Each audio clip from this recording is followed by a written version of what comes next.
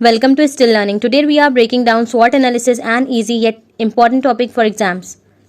Let's see what SWOT analysis actually means. A SWOT analysis is a strategic planning tool used to evaluate the internal and external factors that can impact an organization. It helps identify strengths, weaknesses, opportunities, and threats to provide a clear picture of the current situation and guide decision making.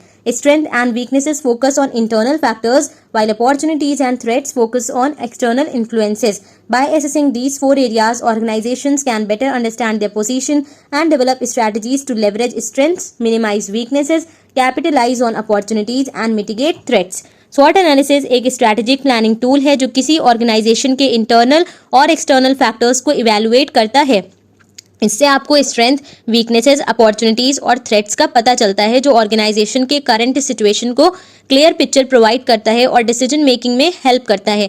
Strength और weakness internal factors पर focus करते हैं जबकि opportunities and threats external influences पर focus करते हैं। इन four areas को access करके ऑर्गेनाइजेशंस अपनी पोजीशन को बेहतर समझ सकती हैं और स्ट्रैटेजीज डेवलप कर सकती हैं ताकि स्ट्रेंथ्स को लेवरेज किया जा सके, वीकनेसेस को मिनिमाइज किया जा सके, अपॉर्चुनिटीज का फायदा उठाया जा सके और थ्रेट्स को मिटिगेट किया जा सके।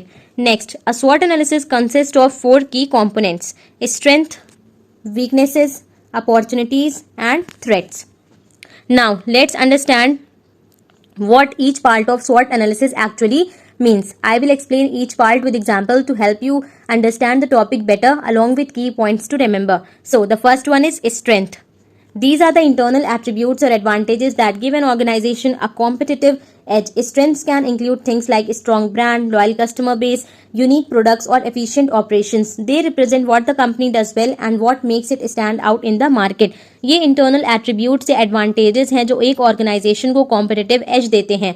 स्ट्रेंथ्स में वो चीज़ें इंक्लूड होती हैं जो कंपनी को मार्केट में स्टैंड आउट बनाती हैं, जैसे एक strong brand, loyal customer base, unique products या एफिशिएंट ऑपरेशंस। ये वो चीज़ें हैं जहां कंपनी अच्छा काम करती है और जो उसे बाकी कॉम्पिटिटर से अलग बनाता है। For example, for a local bakery, strengths might include a strong reputation for quality products, a loyal customer base, and a unique recipe that sets it apart from competitors. एक लोकल बेकरी के लिए strengths में include हो सकती हैं एक strong reputation for quality products, एक loyal customer base और एक यूनिक रेसिपी जो इसे कॉम्पिटिटर से अलग बनाती है। Next, weaknesses. Weaknesses are internal factors that place an organization at a disadvantage compared to others.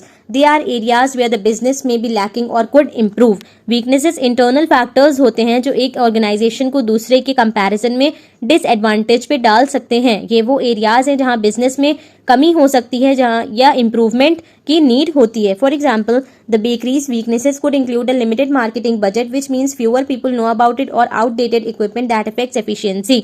Bakery के वीकनेसेस में इंक्लूड हो सकती है एक लिमिटेड मार्केटिंग बजट, जिसका मतलब है कम लोग उसके बारे में जानते हैं, या आउटडेटेड इक्विपमेंट जो एफिशिएंसी को अफेक्ट करता है।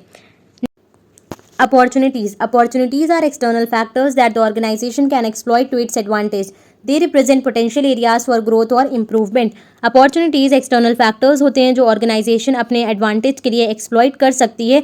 ये पोटेंशियल एरियाज होते हैं जहाँ ग्रोथ या इम्प्रूवमेंट हो सकती है। For example, opportunities for the bakery might include the growing trend of online shopping, which could be leveraged by setting up an e-commerce platform to reach more customers.